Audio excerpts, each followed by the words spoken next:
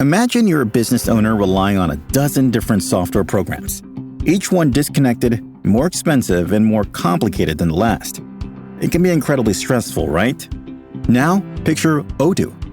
Odoo brings all the tools your business needs into one simple platform. CRM, accounting, inventory, manufacturing, marketing, HR, and more. All seamlessly connected. Everything works together, giving you the peace of mind that your business is running smoothly from every angle. Odoo's open source applications are user-friendly and designed to scale with your business, saving you time and money. Say goodbye to juggling multiple platforms and hello to efficient, integrated management. Stop wasting resources on complicated systems and make the switch to Odoo today. Visit odoo.com, ODOO.com, and discover how Odoo can simplify and streamline your business operations. Odoo, modern management made simple. This episode of Worlds Turned Upside Down is made possible with support from a 2024 grant from the National Endowment for the Humanities.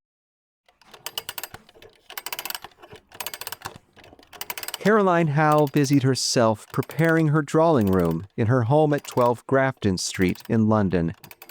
She was expecting the arrival of a new acquaintance, a scientist, printer, and politician, and they were to play a game of chess. It was December 2nd, 1774. Howe was 53 years old as she set out the board and readied the pieces. Her husband John had been dead now for 5 years, making her a widow by the time she moved into her fashionable and recently built townhome on Grafton Street. Her younger brother and mother lived just nearby. As the eldest daughter of Emmanuel Scrope Howe, 2nd Viscount Howe, and his wife Charlotte, Caroline Howe had lived a comfortable life as a member of the British elite. As a young girl, she displayed a competitive streak, one that would only become stronger with time. Yet the Howe family's life was not without tragedy. On any given day, Howe could visit the memorial erected by the colony of Massachusetts Bay in Westminster Abbey to honor her eldest brother, Lord George Augustus Howe, who had fallen in battle against French and indigenous forces in northern New York in the summer of 1758. To commemorate Lord Howe, the sculptor carved a crestfallen woman in mourning out of white marble. She rests atop a tablet inscribed with the colony's tribute to the popular general, supported at the base by 2 menacing lions. Behind it, an obelisk bore the family's coat of arms. British flags and regimental colors reminded visitors that Lord Howe had died for the Empire. So did the inscription. As his sister would have read, Massachusetts Bay commissioned the memorial in testimony of the sense they had of his services and military virtues, and of the affection their officers and soldiers bore to his command. He lived respected and beloved. The public regretted his loss. To his family, it is irreparable. The memorial was a reminder of the most painful of the many ties that bound the Howe family to British America. From the bay windows of her Grafton Street home, Howe could see the comings and goings of London society, and from her drawing room, good friends and family could often be found, whispering the latest political gossip, planning the next charitable venture, or discussing the latest troubling news from the colonies. Despite the fervent hopes of her friend, Lord Dartmouth, His Majesty's Secretary of State for the Colonies, many British Americans had risen up in protest against the Boston Port Act, condemned the rest of the coercive acts, and feared the restoration of New France in Quebec. By the summer of 1774, colonists were organizing new protests and calling for a Congress to meet in Philadelphia to debate a united response among some of the king's aggrieved dominions. Extra-legal conventions elected extra-legal delegates to a Congress with no constitutional authority, no legal existence in British law, a Congress some colonists worried had a pretension to power it did not have. At this Congress's urging, committees in local communities began enforcing the Continental Association, a boycott of British goods and a ban on provincial exports. These extra-legal committees demanded access to merchants' ledgers, coerced the speech of reluctant colonists, and chided them for enjoying life's pleasures, leaving many to question the loyalties of the king's subjects.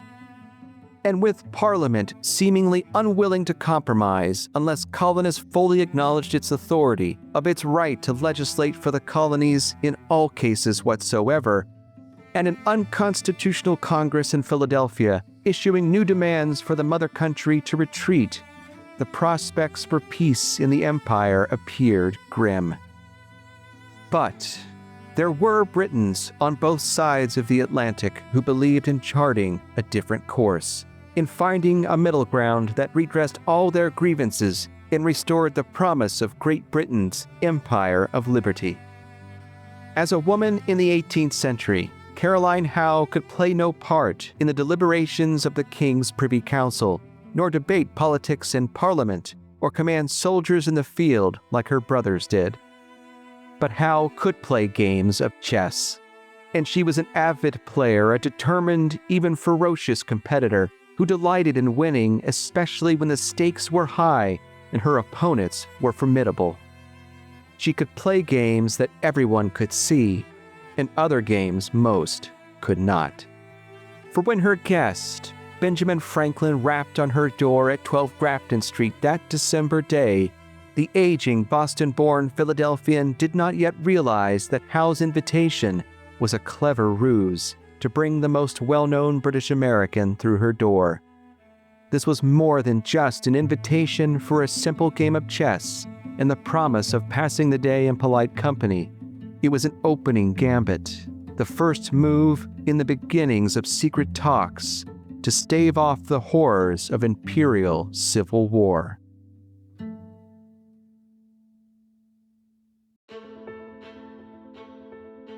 I'm Jim Ambuske, and this is Worlds Turned Upside Down, a podcast about the history of the American Revolution. Episode 19, The Gambit. In late January 1774, nearly 12 months before calling on Caroline Howe for a game of chess, Benjamin Franklin walked into a trap. On January 29th, Franklin arrived at the Palace of Whitehall for a meeting with the King's Privy Council. Acting as an agent on behalf of the colony of Massachusetts Bay, Franklin expected to discuss a petition from the colony's assembly requesting the removal of Governor Thomas Hutchinson, a man widely loathed by Bostonians. By now long accustomed to public notoriety, and with a reputation in Britain as a leading authority on colonial affairs, Franklin may not have thought much of the crowd gathering in the gallery, nor realized they had come to watch a spectacle. Dressed in a velvet suit, Franklin entered a chamber known as the Cockpit, a room constructed by Henry VIII to host foul blood sports. 9 days earlier, Londoners had learned that a mob of Boston men had dumped nearly 50 tons of East India Company tea into Boston Harbor, drowning goods worth nearly £1.2 million in our own time. The destruction appalled the king's ministers, members of parliament, and residents in the imperial capital, leaving them in no mood to hear Franklin defend the colony's request to see its governor removed. 35 privy councillors, including the Prime Minister Lord North, awaited him. The Earl of Hillsborough was there as well. Once Secretary of State for the colonies, Hillsborough believed firmly in Parliament's supremacy and the uncompromising enforcement of its laws. His more pragmatic and conciliatory successor, the Earl of Dartmouth, appeared, as did Edmund Burke, a member of Parliament and an agent for the colony of New York. Major General Thomas Gage, soon to become governor of Massachusetts Bay, took a seat as well. Even the Archbishop of Canterbury came to watch from the gallery, as an unsuspecting Franklin took his place in the corner of the cockpit, and the government's Solicitor General, Alexander Wedderburn, rose to begin. Franklin was agent for Massachusetts at this time, and his remit was to appear before the Privy Council to defend a petition from Massachusetts calling for removal of Governor Thomas Hutchinson. It was, of course, very unpopular. Julie Flavell, independent scholar. Some of Hutchinson's letters to a British official in London had been sent to Boston, and they appeared to show the governor endorsing stricter control of Massachusetts by the British government, which made him more unpopular than ever, so the colony was now petitioning for his removal. Franklin had been the one who leaked those letters. That was public knowledge, though he never revealed how he got hold of them. News of the tea's destruction in Boston transformed Franklin's meeting with the Privy Council from a simple hearing into a tribunal. The mood in London was that it was time to stop compromising with troublemakers in the colonies, especially troublemaking Boston. Within the next few months, Boston port was going to be closed as a punishment, and the coercive acts would be enacted. So Franklin's meeting with the Privy Council, which was meant to be a rather minor affair, was transformed into a showcase for metropolitan anger at the Bostonians, who'd gotten a reputation for themselves ever since the Stamp Act riot as particularly violent protesters. And Franklin himself already had a bad reputation as someone who stirred up discontent in the colonies and the minds of a lot of people in London. As Franklin stood in silence, his prosecutor directed more than 8,000 words at him. In a tirade lasting an hour, the government Solicitor General Alexander Wedderburn publicly demolished Franklin's character.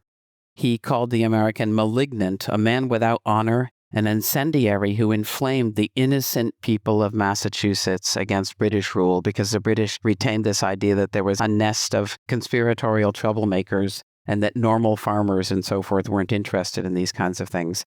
Onlookers actually audibly laughed as Franklin was humiliated, and he kept his face carefully neutral throughout the harangue. Somebody described him as his face was as if made of wood. And for about a week afterwards, the West End card parties buzzed with the American business, but it would be many months before the full implications of Franklin's ordeal before the Privy Council would become clear, because, of course, a very serious crisis in America had emerged, and the most influential colonial spokesman ever to serve in London had been discredited right at the outset. The Privy Council dismissed the petition from Massachusetts Bay. 2 days later, the government removed Franklin as Deputy Postmaster General of North America. He resigned as agent for his native New England colony and contemplated sailing home to Pennsylvania. With Franklin's encounter with Wedderburn in the cockpit, and the general clamor and uproar in the capital over what the Bostonians had done in their harbor, the empire was on the precipice of disaster. But even as the Prime Minister and Parliament began writing the first of the coercive acts, Britons wrote letters, drew up innovative imperial plans, and negotiated in secret to save the empire. So, how did Britain seek a way out of the imperial morass? How did personal relationships shape the prospects for peace? And why did those efforts fail to bring about their desired ends? To begin answering these questions, we'll first sail back and forth across the Atlantic to exchange letters between Britons struggling to find a middle ground. We'll then head into the halls of Parliament and the Continental Congress to rewrite the history of the empire's past to save its future, before returning to 12 Grafton Street in London to play games of chess on which the fate of the empire depended. In the early 1760s, an aspiring lawyer from Pennsylvania named Joseph Reed ventured to London to study the law. Reed was in his mid-20s when he arrived in the capital. Soon, he met 17-year-old Esther de Burt, and they quickly fell in love. Esther was the daughter of Dennis, a London merchant who was then the agent for Massachusetts Bay, Connecticut, and Delaware. The elder de Burt did business with the Reed family firm, making it only natural that the younger Reed would call on him to renew those old Atlantic ties. Though impressed by the young colonist's ambition, de Burt was not thrilled with his infatuation with Esther, nor was he pleased that his daughter equally admired Reed. To the dismay of both, de Burt denied Reed's proposal for Esther's hand, though his objections had more to do with Esther's age and the state of the Reed family finances than his own impressions of the law student. Nevertheless, Esther and Reed continued a secret correspondence, one that spanned the Atlantic after Reed sailed for New Jersey in the mid-1760s to help shore up his father's ailing firm. With more than 3,000 miles now separating Reed and Esther, de Bert's estimation of Reed once again began to rise, especially as he proved adept at writing the family's business and supplying him with information on the state of the colonies during the Stamp Act crisis. De Bert relayed some of Reed's reflections to his own patron, William Legge, Earl of Dartmouth. In the mid-1760s, Lord Dartmouth was president of the Board of Trade, the government body entrusted with the management of colonial affairs. From this vantage point, Dartmouth read reports coming from the colonies, new laws passed by colonial assemblies, and letters from governors on the state of their provinces. They offered him a portrait of the empire that few could ever see. Although a member of the Anglican Church, Dartmouth had an intense interest in evangelical Methodism. He became a supporter of the itinerant preacher George Whitefield, as well as Eliza Wheelock, who founded a school in New Hampshire to educate indigenous people that would later bear Dartmouth's name. Reed may have briefly met Dartmouth when he lived in London, although the evidence is unclear. Certainly, by May 1766, when de Bert passed on some of Reed's sensible accounts of American affairs, Dartmouth knew of him. By the early 1770s, much had changed for both men. Reed returned to London to finally marry Esther, though the joy of their union was dampened by the sudden passing of her father. After settling Dennis de Bert's affairs, Reed sailed home with his new wife and his mother-in-law to begin a new life in New Jersey. In 1772, 2 years after de Bert's death, King George III appointed Dartmouth Secretary of State for the colonies. Dartmouth replaced Lord Hillsborough, who was not well loved by British Americans. Hillsborough had ordered troops to Boston in 1768 after colonists rioted over the Townshend Acts, and commanded provincial governors to suspend or dissolve their assemblies if they made common cause with Massachusetts Bay. Even the king thought Hillsborough a little too rigid. British Americans welcomed Dartmouth's appointment almost as much as they did Hillsborough's demise. Some British Americans even saw his lordship as a friend to the colonies. The West African-born Boston poet Phillis Wheatley congratulated Dartmouth on his new office, writing in October 1772 that colonists were not insensible of the friendship so much exemplified in your endeavors in their behalf during the late unhappy disturbances. I sincerely wish your lordship all possible success in your undertakings for the interests of North America. The following year, Wheatley met Dartmouth in London when she visited the capital. For Wheatley, who knew what it meant to be actually enslaved, Dartmouth's tenure heralded new possibilities for the future. In a poem dedicated to him, Wheatley rhymed, "No more, America, in mournful strain, of wrongs and grievance unredressed complain. No longer shalt thou dread the iron chain, which wanton tyranny with lawless hand had made and with it meant to enslave the land." Dartmouth's, in a way, an ambiguous character. He definitely supported the principle of parliamentary supremacy.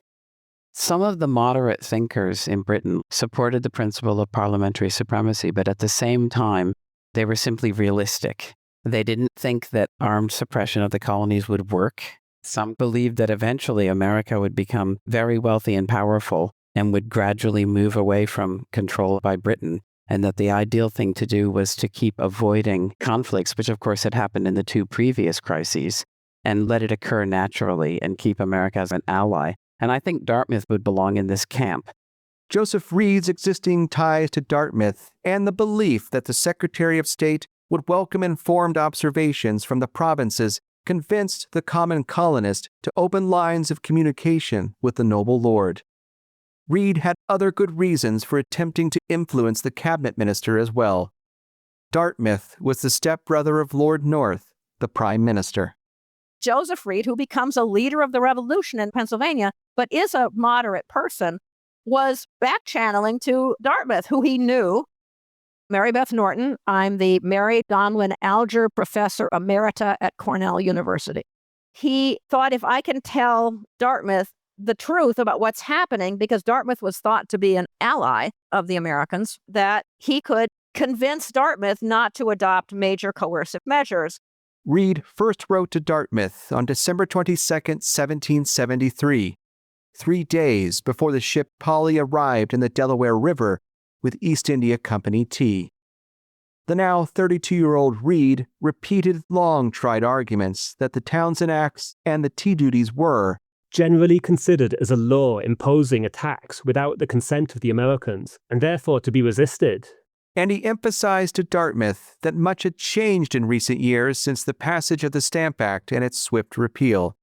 Discontent over the tea and Parliament's persistence in passing such obnoxious and unconstitutional laws had reached dangerous heights.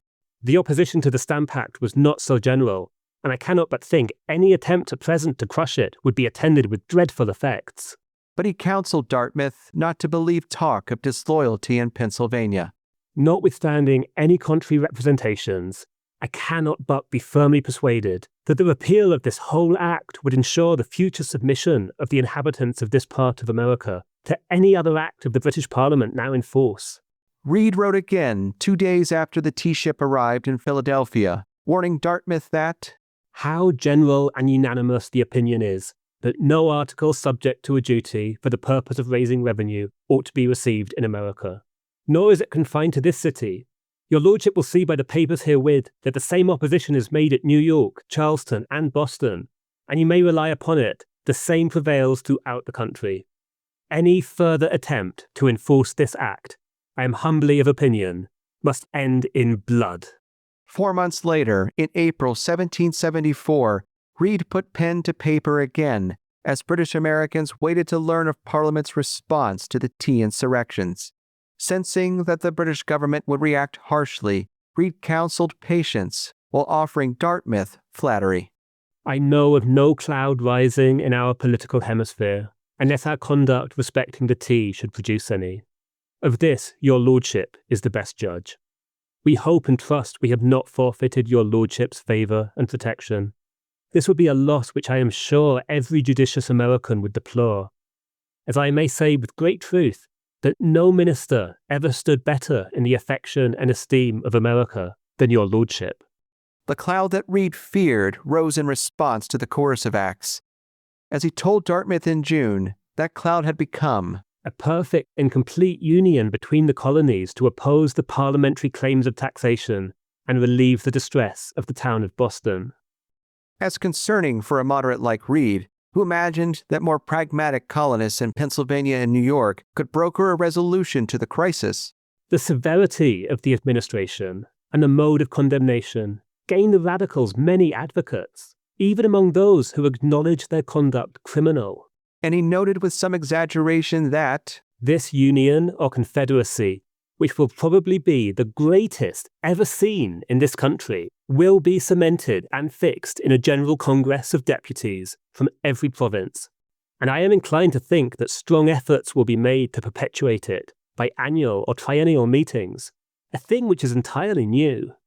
But warned, your lordship may consider it as a fixed truth that all the dreadful consequences of civil war will ensue before Americans will submit to the claim of taxation by Parliament.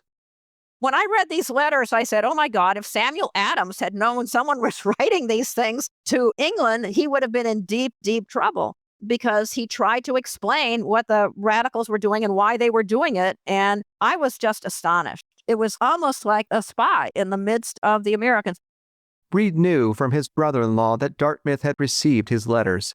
That he was not advised to discontinue his correspondence meant that Dartmouth was happy to receive them.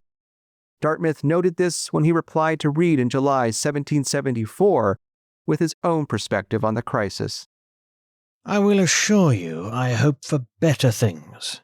I know that the complexion of some measures which have been taken of late in some of the colonies has induced a persuasion in the minds of many discreet and dispassionate people that they've totally forgotten the nature of that connection by which they're held to the mother country, and that they mean not to acknowledge a dependence upon her in any sense whatever. For my own part, I will not believe it till it is no longer to be denied. the Secretary of State appealed to moderates like Reed. That a little time will convince you and all that can think with coolness and temper that the liberties of America are not so much in danger from anything that Parliament has done or is likely to do here as from the violence and misconduct itself. I'm persuaded I need not take pains to convince you of the absurdity of the idea which has been held out to the common people in inflammatory papers on your side of the water, that the intention of government is to enslave the people of America. We wish you to enjoy all the freedom and all the rights which belong to British subjects. Prominent colonists like Benjamin Franklin weren't helping matters either.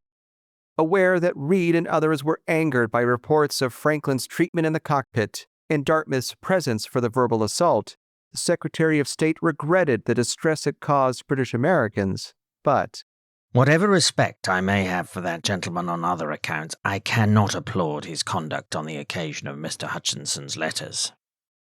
Dartmouth believed that many British Americans had been deluded from their proper duty to the king and all common sense by the ill designs of radical men. In his view, the coercive acts were not intolerable.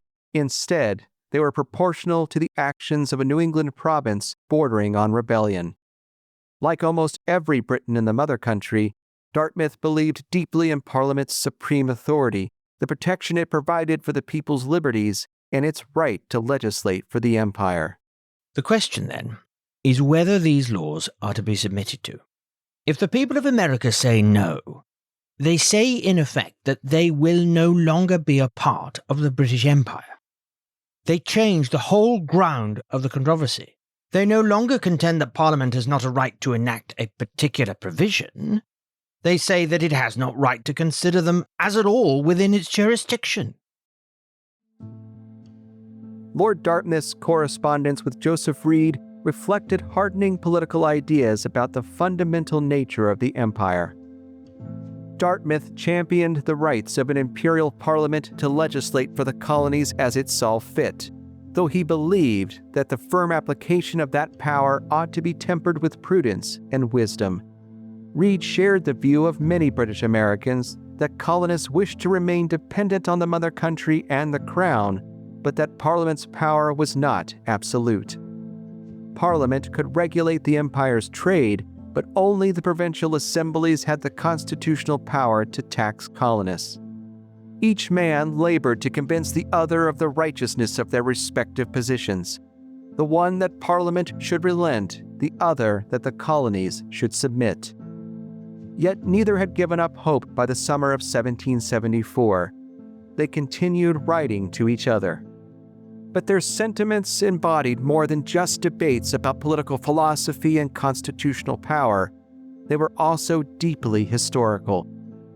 By 1774, Britons on both sides of the Atlantic had begun writing and rewriting the history of the British Empire in North America to explain the origins of the present crisis and, in some cases, justify resistance. Edmund Burke hoped that by delivering a history lesson on the floor of the House of Commons, he might help bring about the better things that Dartmouth longed for. By 1774, the Dublin-born Burke was a well-known orator and political philosopher, one who celebrated the measured use of government power and constitutional constraints on its excesses. Like Dartmouth, Burke had witnessed Benjamin Franklin's trial in the cockpit. And like Franklin, Burke was also a colonial agent. The New York Assembly hired him in 1770 to represent the colony's interest to Parliament and in meetings with the king's ministers. In April, as Parliament debated a number of new coercive acts to compel colonists' obedience in the wake of the destruction of the tea in Boston, Burke and a few other members believed that tempering the government's thirst for coercion with measures of conciliation would convince colonists to accept the more aggressive reforms. Burke rose in the House of Commons to support the repeal of the tea duty, the last surviving tax of the late Charles Townshend's revenue measures, as a sign of Parliament's good faith. Burke and others hoped that the tea duty's repeal would lessen the sting of the Boston Port Act and weaken colonists' stomach for resistance. Like other Britons in the mother country, Burke believed that Parliament was the supreme legislature of the empire, and that it had a right to tax the colonies. Yet, as he argued in the Commons, using the full extent of those powers was unwise unless the empire faced a dire threat. In a long and extemporaneous speech, Burke traced the history of the British Empire in North America from its origins to the present day. In his reading of the past, Parliament had nurtured the growth and prosperity of the colonies through a system of regulated trade since the early 17th century. This commercial monopoly grew as the empire did, benefiting Britons on both sides of the Atlantic. Burke claimed that British Americans had hardly noticed and readily complied with these navigation acts as the regulations were collectively known, conveniently ignoring the colonists' penchant for smuggling and evasion. But, with Britain's victory in the 7 Years' War, successive parliaments and prime ministers had ushered in a series of dramatic and jarring breaks with the past, as he argued in the House of Commons. This nation never thought of departing from that choice until the period immediately on the close of the last war. Then, a scheme of government new in many things seemed to have been adopted. At that period, the necessity was established of keeping up no less than 20 new regiments, with 20 colonels capable of seats in this house. This scheme was adopted with very general applause from all sides, at the very time that, by your conquests in America, your danger from foreign attempts in that part of the world was much lessened, or indeed rather quite over. In Burke's view, the passage of the Stamp Act in 1765 had been an abrupt, if not radical, departure from the past, an unnecessary measure to pay for an unnecessary army in North America. Yet the prospect of taxing British Americans to fund the cost of the military proved alluring, even to those members of Parliament who feared the dangers of standing armies among them. When this huge increase of military establishment was resolved on, a revenue was to be found to support so great a burden. Country gentlemen, the great patrons of economy and the great resistors of a standing armed force, would not have entered with much alacrity into the vote for so large and so expensive an army if they had been very sure that they were to continue to pay for it. But hopes of another kind were held out to them, and in particular, I well remember that Mr. Townsend, in a brilliant harangue on this subject, did dazzle them by playing before their eyes the image of a revenue to be raised in America. For Burke, the Stamp Act, the Townshend Acts, and more recent laws like the Tea Act were all part of a chaotic, incoherent imperial plan with no clear precedent in the empire's history. Worse, it threatened the empire's future. Was it any wonder, then, that British Americans resisted it? Could anything be a subject of more just alarm to America than to see you go out of the plain high road of finance and give up your most certain revenues and your clearest interests merely for the sake of insulting your colonies? No man ever doubted that the commodity of tea could bear an imposition of 3 pence. But no commodity will bear 3 pence, or will bear a penny, when the general feelings of men are irritated, and 2 millions of people are resolved not to pay. In the immediate wake of the tea's destruction in Boston, though, and with a growing belief in Britain that Massachusetts Bay was a province bordering on rebellion and a corrupting influence on the other colonies, Parliament was in no mood to hear Burke's plea or his history lesson. The repeal of the tea duty failed, and Parliament pressed on with bringing Massachusetts Bay to heel. For all the blame that Edmund Burke placed on the king's ministers for suddenly and irresponsibly redirecting the British Empire onto a different path, his reading of this history and the empire's future prosperity relied on a shared transatlantic past and a common British identity. The ways that colonists used British history to reinforce their British identity comes largely through the history of England. And that's because colonists in the 18th century thought of themselves as British, proudly British, and they thought of the British past, or history of Britain, as their history. Michael Hattem, I'm the Associate Director of the Yale New Haven Teachers Institute. Most importantly, they identified with the Glorious Revolution of 1688 because it ended the tyranny and absolutism of the Stuart monarchs, because it increased the power of Parliament at the expense of the Crown. And that's a doctrine that we know as parliamentary supremacy. And that meant that Parliament now had essentially total legislative power, and that there was no other body to appeal to if anyone disagreed with something that Parliament did, because only Parliament could repeal a law passed by a previous Parliament. British subjects, including the colonists, saw the Glorious Revolution as having laid the foundation and the principles that would allow Britain to ultimately emerge later as one of the most powerful empires in the world. Britons in the mother country, including King George III, venerated the history of the Glorious Revolution and the triumph of Parliament over the tyranny of absolutist kings. The memory of the Stuart monarchs like Charles I and James II, and the civil wars that ravaged the British Isles in the 17th century burned brightly in the British mind. Here's Julie Flavell.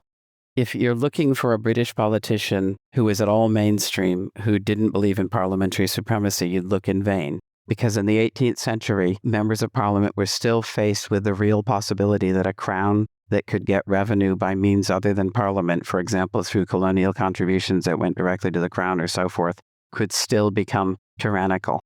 And even if some politicians like Edmund Burke argued against Parliament's swift departure from the past, the demands of the present require different choices. After the 7 Years' War, the British are faced with this newly enlarged empire that they have to find a way to administer. And if it takes some unprecedented legislation to administer this unprecedentedly large empire, well, then that makes sense to them. They're not going to be bound by precedents necessarily from the past that don't fit present circumstances. British Americans celebrated the Glorious Revolution no less than their fellow subjects across the water. But of course, when the 1760s come and Parliament starts passing all of this unprecedented legislation, it signals to them, in a sense, that Parliament is no longer bound by the authority of the past or by precedent. And once they realize that, they also realize, well, that means that they can essentially do anything. You can't possibly predict what they can do because they're not limited in any way.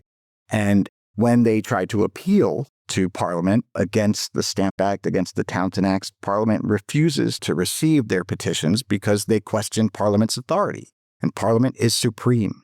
Colonists start to realize that this glorious revolution that they had celebrated and had been the center of their British identity for 3/4 of a century, that the defining feature of the Glorious Revolution was the creation of parliamentary supremacy. And in doing that, it had effectively meant that Parliament could act as arbitrarily and as absolute as any Stuart monarch in the 17th century, because there was nowhere to appeal to beyond Parliament. And once they realize that, they start to think very differently about what the Glorious Revolution means and what it wrought, especially for the colonies. They're rethinking an event that has been central to their identity as British subjects, and so that brings their British identity into question. Questioning their identity as British subjects led some colonists to reconsider the historical origins of the colonies and the English rights their ancestors brought with them to North America. In the summer of 1774, as Virginia delegates to the Continental Congress, including the planter and retired militia Colonel George Washington, made arrangements to travel to Philadelphia, a young planter and lawyer named Thomas Jefferson wrote a lengthy overview of Virginia and British American history to guide the delegation in their work. Though not a delegate himself, Jefferson, like Washington, was a member of the House of Burgesses, and both were deeply invested in the empire. They are both imperial Virginians. They are proud of Virginia. They are men made by Virginia, but they're also cognizant of Virginia's place in a wider British Empire, which both of them are committed to in different ways. Frank Cogliano, professor of American history at the University of Edinburgh. They were born members of that Virginia planting elite. If they're not at the very top of the society, they're not far off, and they'll both get there by marrying very wealthy widows from that elite. They represent the elite of their society, and they're men used to commanding wealth and authority, and they exercise authority, and they have political and social and economic power and capital. But they're also mindful that they are part of something larger, or Virginia is part of something larger, which is this British Empire. And at least early in their lives, they're both committed to that. Washington, of course, sought and wished for a career in the British Army. And Jefferson, as a young planter come lawyer, was committed to the British Imperial Project as well. In his advice to Virginia's delegation, Jefferson reimagined the British-American past to explain Virginia's place in the empire and why Parliament never had the right to legislate for it.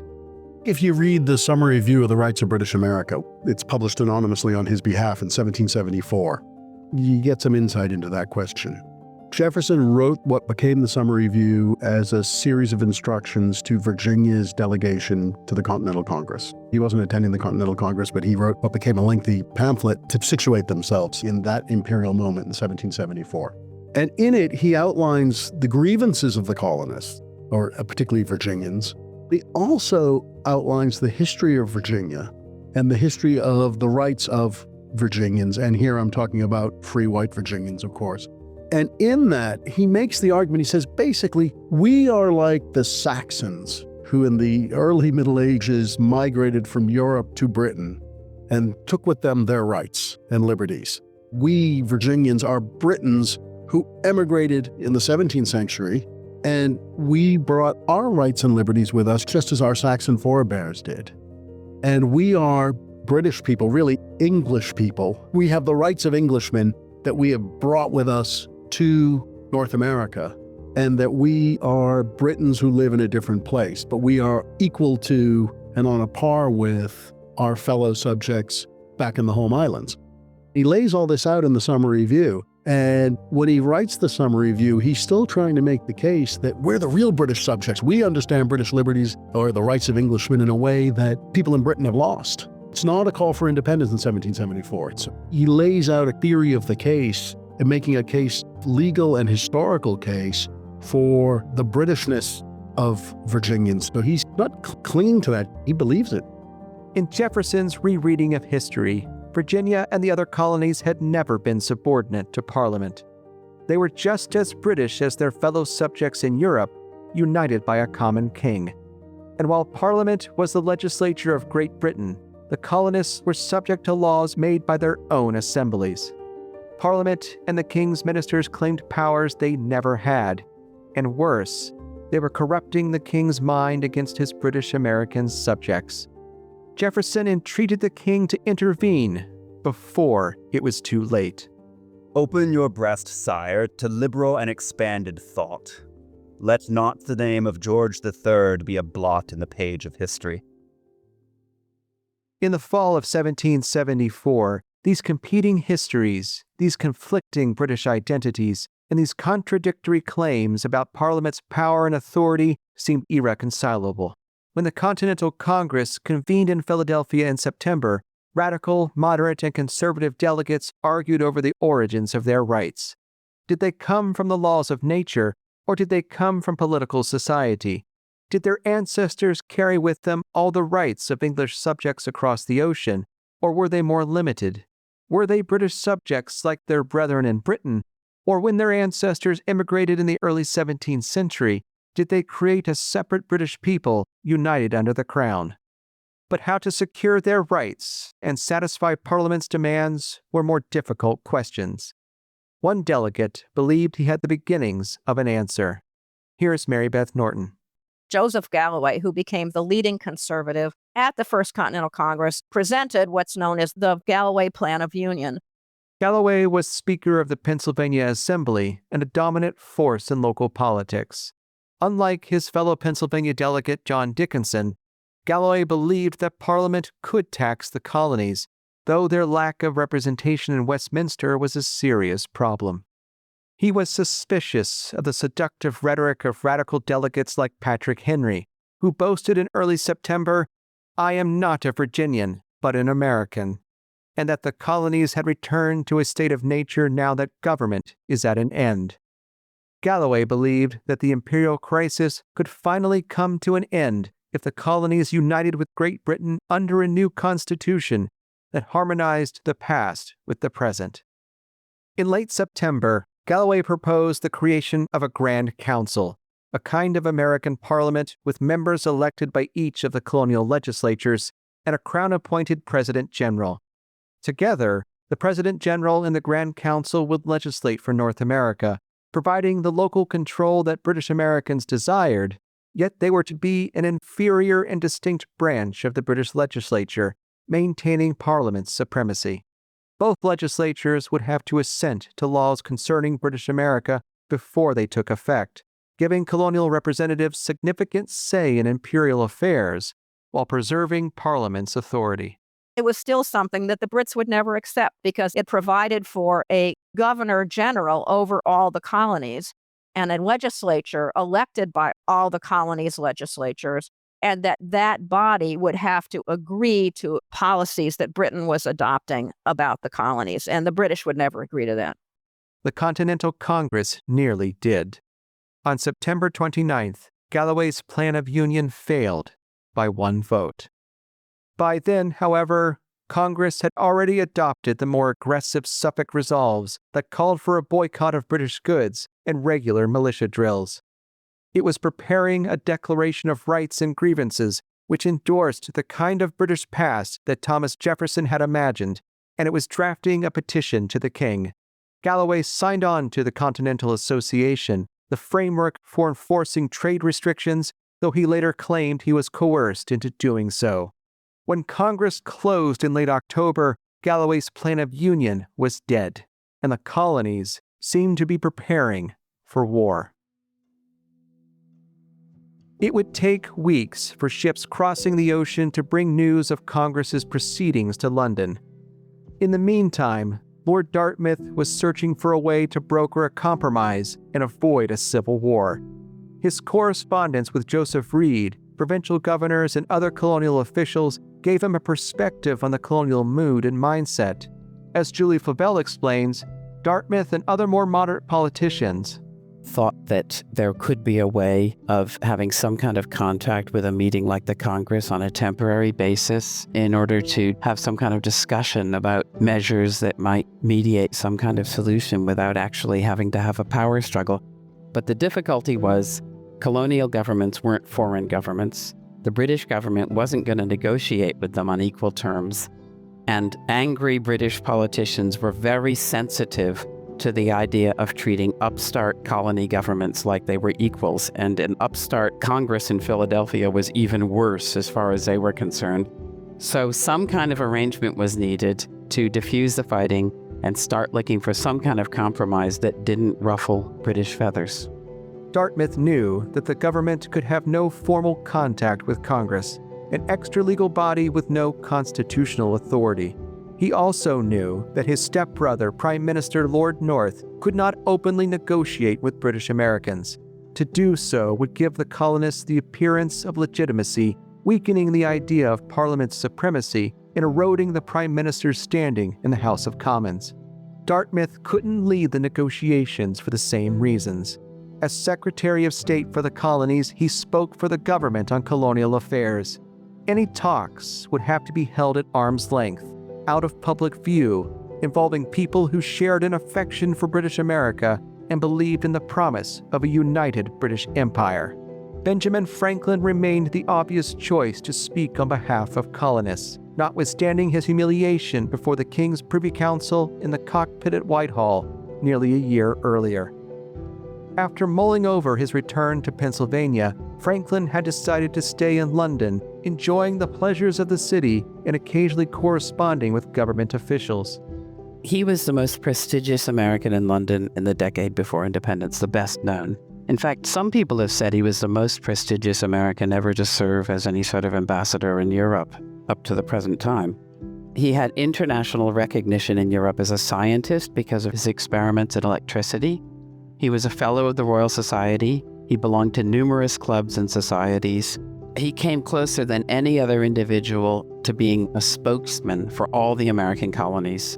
He'd been interviewed before the House of Commons in February 1766 during the Stamp Act crisis. And at that point, he put forward in very powerful terms the image of the colonists as loyal Britons who wanted the Stamp Act repealed, but who would not quibble over constitutional issues. And his views on the controversy between Britain and America had been put forward in numerous pamphlets and newspapers, so a lot of people had read his views. By the time of the Tea Party, he was colony agent for 4 colonies, which was unusual: Pennsylvania, New Jersey, Massachusetts, and Georgia. And he's sometimes referred to by historians as an ambassador for America, which he certainly was not, but he came as close as anyone to filling that role. But drawing Franklin into negotiations without the public noticing would require a discreet circle of friends and no small amount of subterfuge. Caroline Howe became the key to all of it. Caroline was quite a remarkable person. Throughout her life, she was described as having a mind like a man, which shows the mindset of those days. She was clever. She liked maths. She was self-educated. She understood Latin, French, Greek. She read widely. She'd read anything: classics, novels, travel literature. But she was also athletic for the day she lived in. And in fact, she was the only female member listed for the beaver fox hunting group that operated out of Rutland Castle in the 18th century. And I don't think this was because she loved blood sports. I think it's because riding was a physical activity that was acceptable for ladies at that time. And she also loved to gamble, and that brought her into contact with some of the leading figures of the day. The Howe family had many ties to British America. Caroline's eldest brother, Lord George Augustus Howe, had been killed in 1758 at the Battle of Ticonderoga in northern New York. Her younger brother Richard served in the Royal Navy during the 7 Years' War, commanding ships in battle off the French coast. He inherited George's title after his death, becoming the 4th Viscount Howe. Their younger brother William had fought with Major General James Wolfe at the Battle of Quebec in September 1759. By 1774, Lord Richard Howe was an admiral and William was a major general. Both were members of Parliament. Neither wanted a civil war, and the memorial to their fallen brother in Westminster Abbey reminded all the Howe siblings of what their family had sacrificed for the empire. But historians have been unable to find any connection between Dartmouth and the Howes. But that's because they've limited their search to the men directly involved in the whole business. And widening the lens to look at the Howe men in the context of their families and their social circles would have given the answer. 18th century Britain was governed by a small set of titled, wealthy families whose women were very active in promoting all sorts of family interests behind the scenes. And in a day when there was no dedicated government buildings other than the Houses of Parliament, a lot of political business was conducted in private settings, at dinners, house parties, afternoon visits, even over cards and gambling. And women were present at these events, and in fact, they often controlled the guest list. So hostesses of large salons like the famous Duchess of Devonshire were important connections for any man who wanted to enter politics. And it was Caroline Howe, who was the elder sister to Admiral Howe, who actually knew the Dartmouths. She was the connection. 2 pregnancies in 1774 gave birth to a secret plot with Caroline Howe at its heart.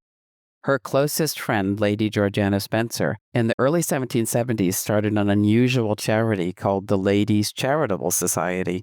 And this was the first charity ever to use means testing to assess applicants for relief. And the reason for the means testing was because wealthy ladies in London were routinely sent begging letters. And because they had no local knowledge anymore, they weren't in their country setting, they were unable to distinguish genuine charity cases from basically swindlers. Lady Spencer's idea was to vet applications and send visitors to assess each case. And the charity was also unusual because it was organized almost entirely by women. A large number of aristocratic women were involved, and Caroline Howe undertook a lot of the administration, especially when Lady Spencer was pregnant and unable to be involved. In autumn 1774, when the crisis was escalating and the First Continental Congress was meeting, Caroline was in charge of the charity, and society business took her to the home of Lord and Lady Dartmouth. And there, Lady Dartmouth had just given birth to her 9th child, a girl, the only girl the Dartmouths ever had. So when she was born, a courtier said, "Lord Dartmouth's over the moon. He's finally got a daughter." She was born on October the 4th. When Caroline called on November the 1st, the baby was desperately ill with scarlet fever, and Lord Dartmouth was in the family drawing room wringing his hands. Now, poor Dartmouth had had a very bad day because earlier in that same day, he'd been in the government offices and he'd received word that the Continental Congress in Philadelphia had endorsed the Suffolk Resolves. And of course, the Suffolk Resolves threatened armed resistance if Britain didn't repeal the Coercive Acts, so there was absolutely no room for any kind of peaceful compromise. A visitor to Dartmouth's office on that morning described him as thunderstruck. Then he went home to the sickness in the house, and in his home on that afternoon was Dr. Fothergill, who was called in as a physician to the baby, Charlotte. And from this chance meeting, this chance bringing together of Dartmouth, Fothergill, and Caroline Howe, can be dated the beginning of Caroline's overtures to Ben Franklin that would end in the secret talks with Admiral Howe. Dr. John Fothergill, the Dartmouth's doctor, had known the family for years. Dr. John Fothergill was a Quaker physician. He had a very successful practice in London. A lot of his clients were aristocrats. He had a lot of contacts with the Philadelphia Quaker meeting, too. He was an active member of the meeting in London. He was a fellow of the Royal Society, and he was a longtime friend of Benjamin Franklin. Like his friend, the merchant and banker David Berkeley, Fothergill was sympathetic to British American complaints about taxation without representation. We have no record of what Lord Dartmouth, Dr. Fothergill, and Caroline Howe discussed in the Dartmouth home on November 1st, but they soon set their plans in motion. Because within days, Caroline enlisted her friend Matthew Raper, who was also a fellow of the Royal Society and knew Franklin, to invite Dr. Franklin to play chess with her, and Franklin recalled the invitation. There was a certain lady, Mr. Raper told him, who had a desire of playing with me at chess, fancying she could beat me. Matthew Rapier advised Franklin to call on Caroline Howe at 12 Grafton Street by himself. And Franklin found that a bit awkward, so he put it off. And while he was putting it off, he was approached by John Fothergill and David Berkeley, who asked him to set out a list of terms the colonists might accept to end the crisis. And they informed him that they were acting on behalf of Lord Dartmouth and Lord Hyde, who was a member of the Privy Council and was a friend of the Howes, actually, although Franklin wouldn't have been aware of that. Fothergill and Berkeley asked Franklin to keep their discussions a secret. By then, matters made secret talks all the more urgent. At around 1 o'clock in the morning on November 18th, King George III wrote privately to Lord North. After reviewing recent dispatches from British officials in the colonies, it had become clear to the king that the New England governments are in a state of rebellion. Blows must decide whether they are to be subject to the country or independent. When the king opened Parliament on November 30th, he delivered a determined speech from the throne that left no doubt where he stood on the unlawful combinations and the most daring spirit of resistance in disobedience to the law. He pledged his firm and steadfast resolutions to withstand every attempt to weaken or impair the supreme authority of this legislature over all the dominions of my crown. In early December, Raper approached Franklin again and reminded him of his promise to play chess with Caroline. And this time, he took him personally to Caroline's front door. And that was on December 2nd. And over the next few weeks, the two played chess regularly, frequently enough, so the neighbors got used to seeing Franklin going in and out of Caroline's front door. He was an easy-to-recognize figure with his shoulder-length hair and his glasses. And people watched who went in and out of people's houses quite closely in that period. Normalizing Franklin's presence at Howe's town home concealed the fact that a game was afoot in her drawing room, one even Franklin did not know he was playing. Caroline lived in a recent development on Grafton Street that was designed by the architect Robert Taylor. He designed houses for wealthy people in the elegant Palladian style of the period. The houses on Grafton Street didn't have much space to extend at the back, so Taylor designed storied bow windows, which are very common now but were unusual at the time. So Caroline, standing in her drawing room, would have a view right down Albemarle Street, which came up and met with Grafton Street. She was at a T-junction, and in either direction, she'd see Grafton Street on her right and her left. Her brother, the Admiral, lived at number 3, which was a larger building. All those houses along that development had luxury features. They had ornate plasterwork, cornicing, decorative marble fireplaces in all the public rooms. And her drawing room was on the first floor. Her portrait shows a little bit of her drawing room. There was an extensive bookshelf in that room. In her portrait, she's seated at a large wooden writing desk with a fence border design that creates a defined workspace for her, and she has numerous little drawers with locks on them for privacy. And that's how people who dropped in on Caroline often found her, at this very large desk. And behind the desk in the portrait is a card table that's folded out of the way until wanted. Now, both Franklin and Caroline loved chess, and they were both very competitive. According to his opponents, he was known to resort to tricks like drumming his fingers on the table to distract people because he wanted to win. And Caroline also loved to win, and she couldn't help bragging in her letters to Lady Spencer about her various victories over different people at chess. Unfortunately, Franklin, who wrote a very full account of his meetings with the Howes, didn't leave any record of who won. Makes me wonder whether Caroline won. Franklin found Howe charming and a worthy opponent. Howe played Franklin very carefully. Now, in these meetings, they barely discussed politics. There was one very brief reference to the American crisis in their second meeting, which had a flirty tone to it, where Caroline told Franklin that she thought he was the best man qualified to settle the American dispute. And she followed up this flattery with, "I hope we are not to have a civil war," to which Franklin answered, "We should kiss and be friends. What can we do better?" Looking closely at her letters, shortly after Franklin would visit her, she would have Lady Dartmouth to her home on society business. There was a cover, basically, and these two women were the go-betweens between members of government and Franklin. Near the end of the year, Caroline Howe cornered her opponent. On Christmas Day, 1774, he came to Caroline for a game, and she suddenly said, "Would you like to meet my brother, Lord Howe?"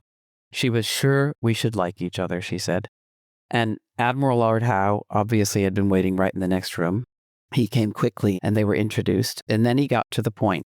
He said he and other men in government circles were alarmed at the situation in America. They wanted to avert an armed conflict, and they thought Franklin was the best man to reconcile the two sides. And again, he was asked to draw up a set of terms that would be acceptable to the colonies. He proposed meeting again in 3 days at Caroline's house. And it was at the second meeting that he told Franklin that Lord Dartmouth and Lord North, of course, the Prime Minister, were the people he was working with. And he also showed that he was aware of Franklin's secret talks with Fothergill and Berkeley, which Franklin said as an aside, so much for the secret.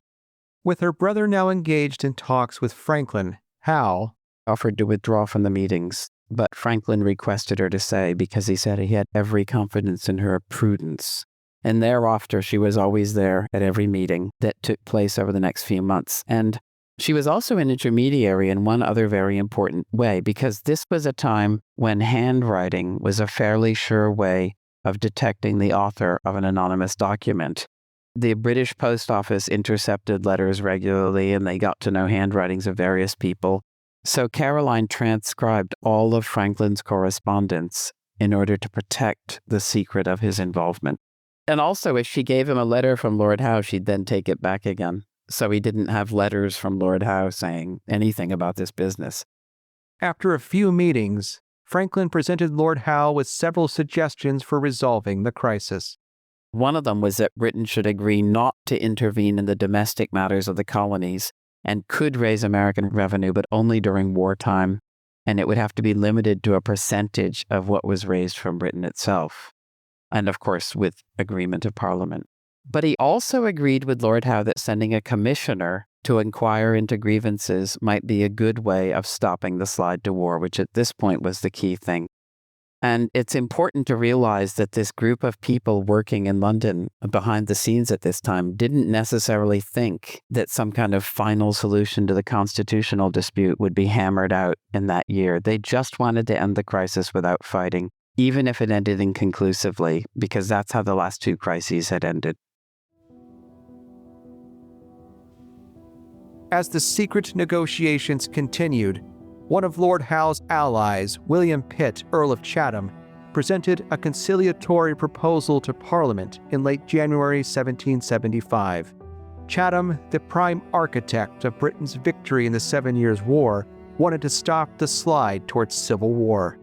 He wanted to allow talks with the Continental Congress as a temporary body. The British didn't want an alternative parliament on the other side of the Atlantic, but Chatham said, look, let's use that as a vehicle for discussing a solution. Chatham believed in parliamentary sovereignty, but he wanted Parliament to concede on the issue of taxation. So it was to be a concession from a sovereign British Parliament. The colonies would be assured that they would not be taxed by Parliament, that it wouldn't interfere in their internal affairs, but that Parliament would regulate the empire, regulate trade, and possibly the colonies might vote a permanent revenue to the support of the empire. Parliament rejected Chatham's plan overwhelmingly. Days later, it declared that in light of Massachusetts Bay's continued resistance to the authority of the Supreme Legislature, that a rebellion at this time actually exists within the said province.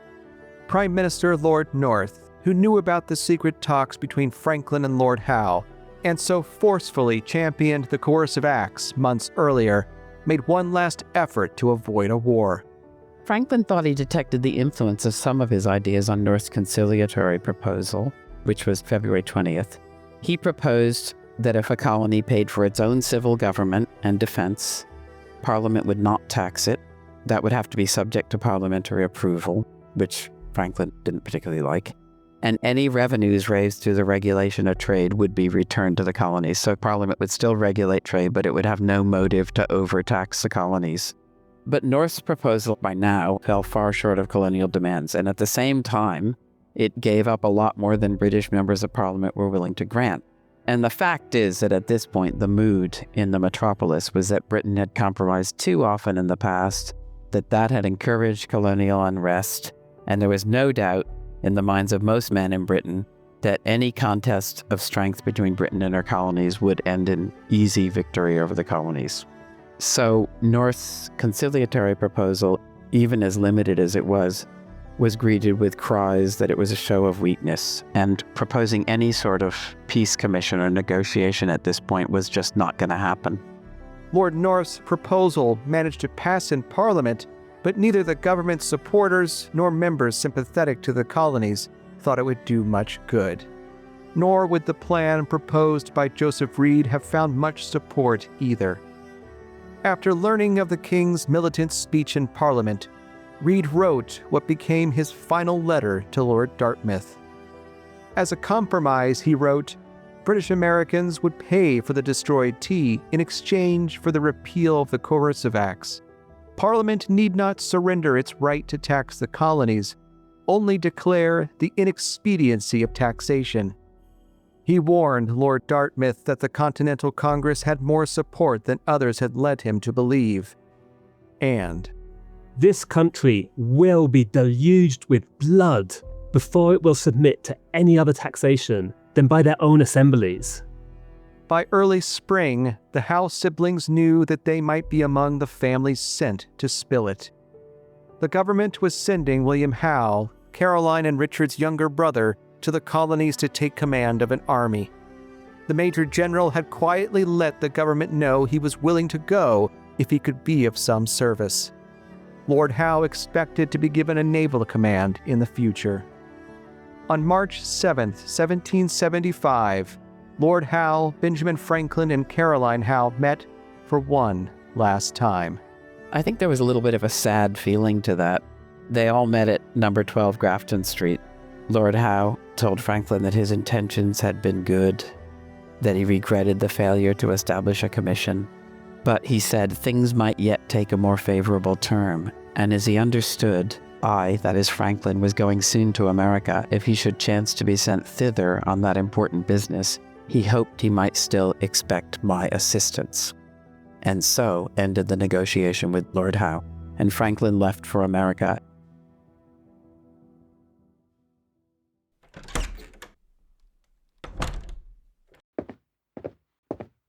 "15 years after Caroline Howe welcomed her brother William home from a war in North America, she bid him goodbye once again. In all likelihood, he was sailing into another one. the British were sending William Howe, along with Henry Clinton and John Burgoyne, with additional regiments to British America to reinforce General Gage, who seemed to be rapidly losing control of the situation. Some members of Parliament and the British public remarked on the almost cruel irony of sending William Howe to Boston to subdue a province that had raised a monument to the Howe siblings' late brother. Major General William Howe embarked for North America on April 15, 1775. He had barely put to sea when what they all feared had finally come: war. Thanks for listening to Worlds Turned Upside Down. Worlds is a production of R2 Studios, part of the Roy Rosenzweig Center for History and New Media at George Mason University.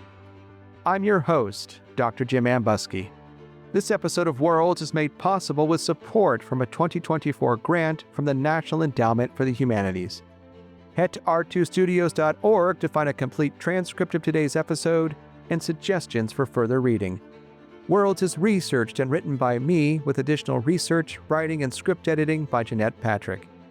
Jeanette Patrick and I are the executive producers. Grace Mallon is our British correspondent.